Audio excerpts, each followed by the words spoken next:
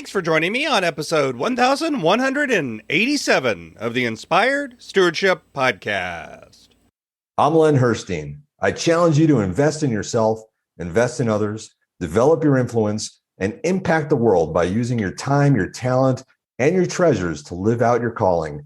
Having the ability to remain vigilant and avoid complacency is key. And one way to be inspired to do that is to listen to this, the Inspired Stewardship Podcast with my friend, Scott Mater. I don't think it's that the rich man couldn't have also had a rich relationship towards God. It's that he doesn't that we're being challenged to think. And this idea of forcing my brother to divide the family inheritance is about focusing again on the material wealth, not... Welcome and thank you for joining us on the Inspired Stewardship Podcast. If you truly desire to become the person who God wants you to be, then you must learn to use your time, your talent, and your treasures for your true calling. In the Inspired Stewardship Podcast, you will learn to invest in yourself, invest in others, and develop your influence so that you can impact the world. In today's Spiritual Foundation episode about developing your influence, I talk with you about Luke chapter 12, verses 13 through 21. I share why we are meant to be rich in a different way, and I also share why that does not mean you won't have material wealth as well. Luke chapter 12, verses 13 through 21 says, "Someone in the crowd said to him, 'Teacher, tell my brother to divide the family inheritance with me.' But he said to him, 'Friend, who set me to be a judge or arbiter over you?' And he said to them, 'Take care.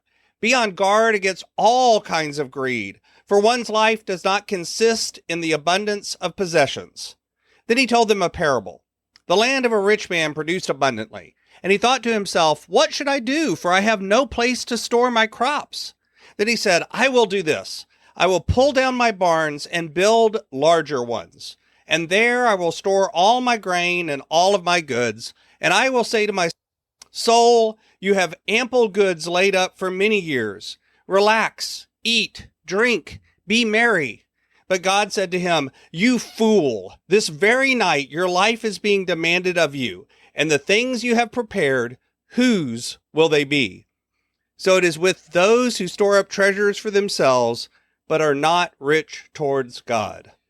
But this parable is one that many of us have probably heard and thought about, and this idea of being on guard against greed, because life does not consist of the abundance of possessions. But this passage seems to be saying that success, richness, having a good life, whatever those terms are that you use, are really about more than just stuff, more than just money, more than just how much you have, more than just a scorecard of what it looks like to have a bunch of things.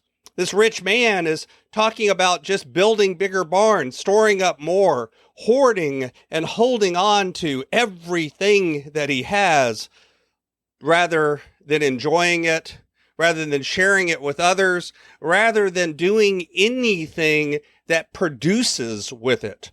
There is no benefit from this. Even for he himself, the only benefit is he feels even more secure. It says here that the rich man feels, I've got ample goods laid up for many years. I can just sit back and do nothing.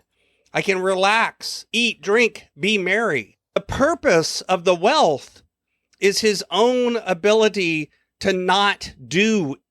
Currency is currency. It is in motion, like the current of a river.